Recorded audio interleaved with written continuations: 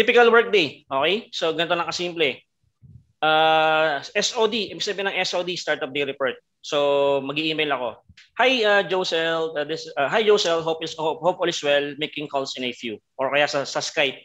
Okay? So, normally, Skype ang ginagamit namin or ibang Slack. Pero guys, hindi pa ako nakapag-trabaho na ginagamit Facebook. At ayoko rin na magtrabaho sa Facebook kasi more on personalized ang Facebook, di ba? Yun lang naman. Tapos, tawag na ako, calls na ako doon sa database. Pagkatapos nun, pag may nakita ko na interesado, depende dun sa mga sagot, tanong-sagot, set appointment tayo. Guys, again, just to clarify, ano yung solid lead sa tinatawag? Ano yung hinahanap natin yun? Dalawa. Ano? May nakalala? Mabenta. Buyer. Seller. 1 to 6 months.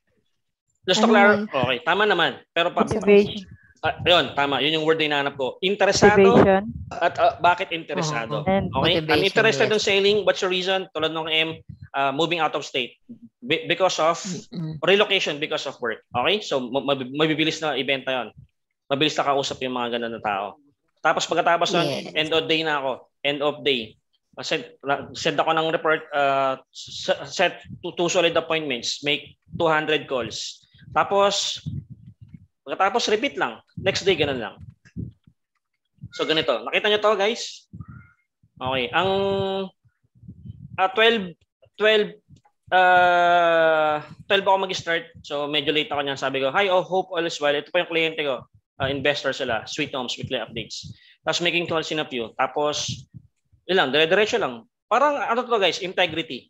Kahit na hindi ka, parang para sa akin, kahit na hindi ka inuobliga na magparamdam, within a time frame, para alam naman nila, di ba? Siyempre, binabayaran nila ako. Kahit tayo naman, di ba? Maganda rin yung medyo pinapakita mo na you have integrity. Na kahit na hindi ka nag-uusap, nagpaparamdam ka. Break ko ng alas 2 ng madaling araw, balik ako ng 15 minutes. Nasa ano po yan? Usapan namin yan. Tapos yun. Pag wala ako na set appointments, bandang hapon na, I'll be posting getting wrong numbers and interested. Tapos lunch na ako. Ganun lang. Minsan pag tinatamad ako, di ako nagsiset ng appointments.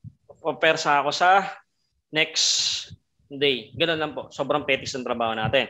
So, sabi ko sobrang petics, ito po yung example ng making calls. Okay?